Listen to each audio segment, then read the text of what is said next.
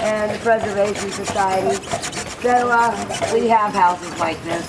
Now you know this house is still in relatively good shape because it doesn't have the big red X on it, okay? And it's made out of a black cypress wood, and that's the reason it looks so bad. But people do live in that house today.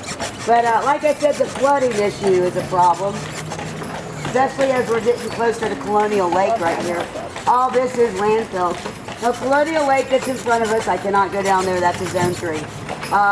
That was an old rice mill pond for the rice mills on the Ashley River, which is in front of us. But look at these 3 houses right here. They've raised them. Oh yeah. Because of the flooding problem. It's only costs about $500,000 to raise a house. It's a little bit cheaper than the added $10,000 a year to your flood insurance. That's pretty high. Now, I'm coming up here at number 6 right over here. I'm kind of fascinated with it. I've been trying to board up the windows here within the last couple of weeks. But you notice something about it, right? It leans.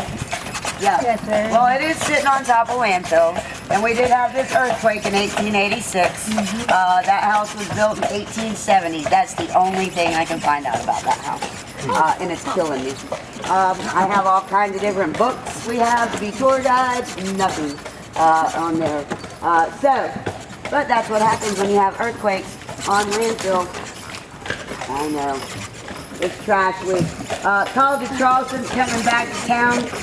So needless to say, that's why we get more haters, that's what I call them, riding around.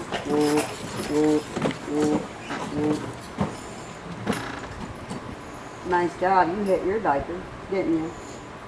Is that a good girl? You're not going to look at me? No? Okay, go on.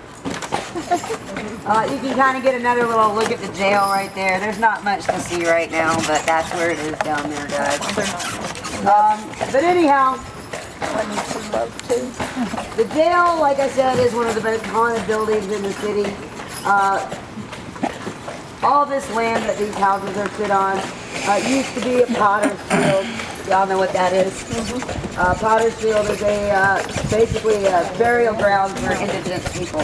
There's about 14,000 give or take bodies in this part of the city buried here. All right, what time is it? Isn't it?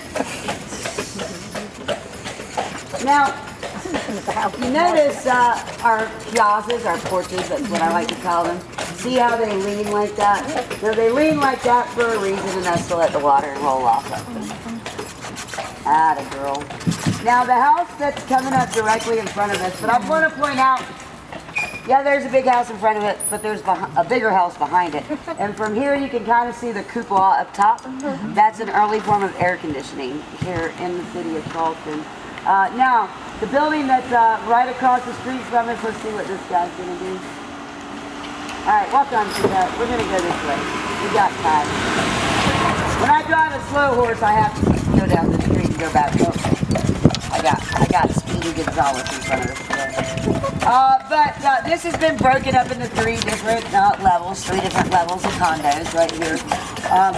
You're a good girl. You got this. You got it. It's not running. You're brave. You're brave. Bad girl. Look at you. Look at you. But this is the Sam Pringle house, guys. And he was in one of the first cadet regiments that made one of the first shots during the Civil War. Now this next house, this is was built in 1886. Restaurant in that building in the back called Circa 1886, one of the finest restaurants here in town. When I say fine, I mean like a 5-course meal type deal. And this is the finest bed and breakfast in the city of Charleston right here, known as the Wentworth Mansion. Now, if you stay there, you get to go up in the cupola, which is one of the best views of the entire city. Now, Francis Dallas Rogers originally built this building right here, guys, back in 1886, and it was his private residence. And what a lot of people don't realize is that, remember I told you about Albemarle Point being hot, humid, malaria? Well, the same thing was out on the plantations, all right? So, needless to say,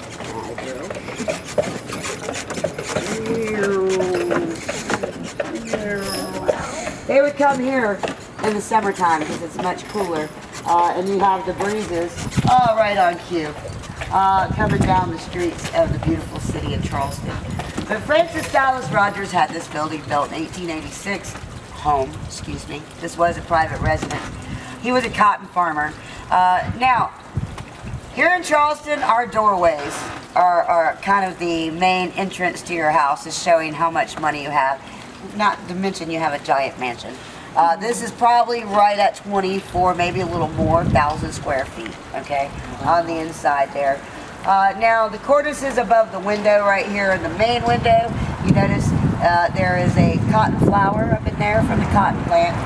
Now, after Francis Dallas Rogers passed away, this was sold to one of the insurance companies here in the city, and that's where the owner of the insurance company used the top to walk around to keep an eye out on the fires in the city of Charleston. So that's kind of a neat thing. But very beautiful on the inside. Atta girl, walk on. Now, Francis Dallas Rogers really wanted this whole half a block right here. But there was somebody saying that, no, this house was already built here. Wouldn't sell it to him. So look how close he got to this house. All right? Oh, wow. Well, that's not very close. Check out this side. Which is a part of the hotel. It's the spa part of the hotel right here. But yeah, look at that. Isn't that cool? Yeah, he wasn't joking. Now this beautiful building over here, this is a private residence today. This was the Carrison Mansion. Now the Carrison family had the Carrison department store here in Charleston, and they lived here for a number of years. We call it the Villa de la Fontaine. There was a bed and breakfast here in the city of Charleston for a while. Now it has been purchased. They're turning it back into a private residence. Now another thing about that particular home is that actually was one of the first houses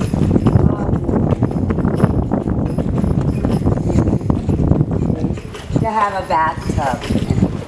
And it wasn't in the house. No, they built a special room behind the house for that bathtub. Whoa, Mama. Just hang out for a minute, girl. You don't even know where I want you to go yet. I might turn, I might go straight. You never know. She's like, you usually go straight. I'm going to turn and mess with it. But anyhow, yeah, and it was sat above the cistern. And a lot of our houses here in the city, we don't have basements here in Charleston. So what would be under your house would be your cistern, and that would collect the rainwater, so you can have your bath. But that's what usually you see in the bottom portions of these houses. They're not basements, that's where the cisterns were, and they actually had to be able to get into them. Now, we're coming up to a really cool house. It's for sale, and I have to remember what company this is because I've tried to look up the price for this house. This is the Pulitzer Mansion, or the Pulitzer House. And the Pulitzer sisters were big in the women's rights movement here in the city of Charleston. And the house is for sale. And I want to know how much they want for it, really. Now, Carrie Pulitzer, one of the sisters, these ladies went up north and were educated up north.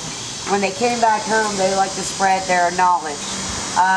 Now, Carrie was opened up the very first free kindergarten here in the city of Charleston for anybody that wanted to attend in the kitchen house in the back, which I'm going to pull up here in a minute to show it to you. Now, her sister got the first women into the College of Charleston. Now, the College of Charleston that's here is the 4th oldest college in the United States. It was founded back in 1785, okay? Whoa. Now, it was not a co-ed college at the time. Miss Pulitzer didn't like that. She wanted the college to be co-ed, and they said, oh, we can't afford to put a lavatory in there for ladies. That was what was stopping them, or what they told her anyway. So she's like, well, what does that cost? They're like $1,200.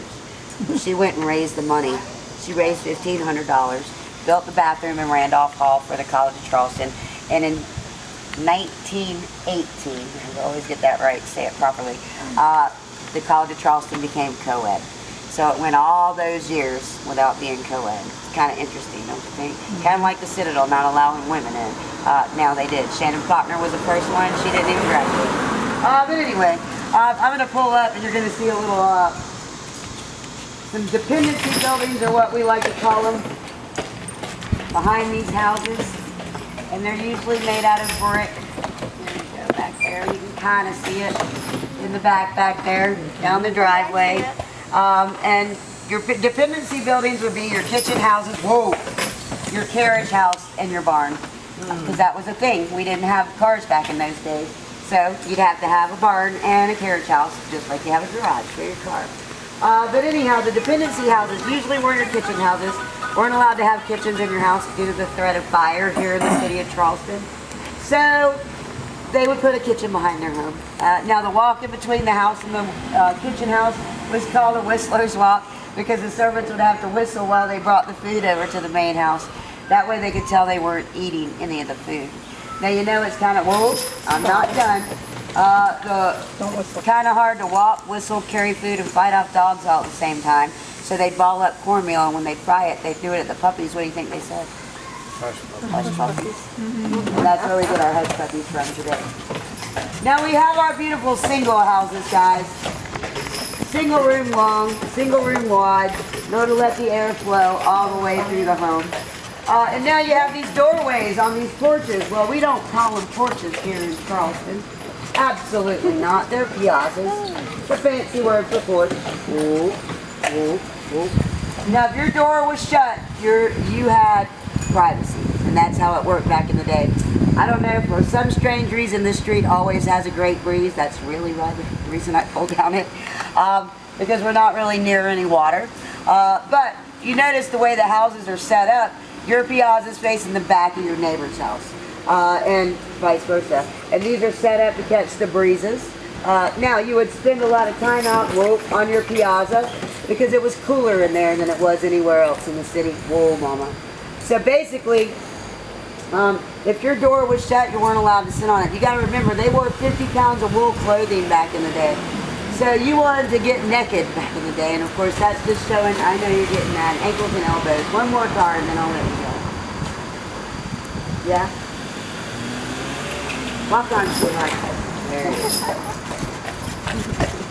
Like we're going. Now we're going to get another view of the old city jail. But as you can see, our piazzas always usually had your door in the middle of your porch. But you feel that breeze. Isn't that nice? And see, another one on a bike. Mr. Bob. How are you? Oh, wonderful. It's a pink. I'm always super nice to him.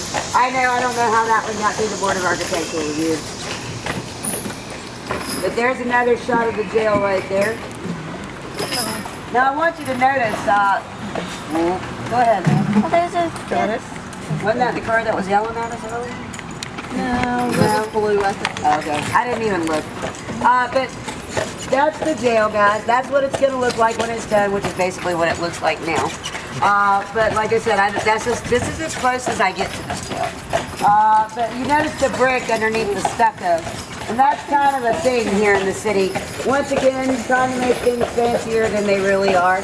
We could not afford cut stone back in the day, like this right here. It's not cut stone. It is fake cut stone, guys. We could afford brick. We have a kiln over on Boone Hall Plantation. We make Charleston gray brick.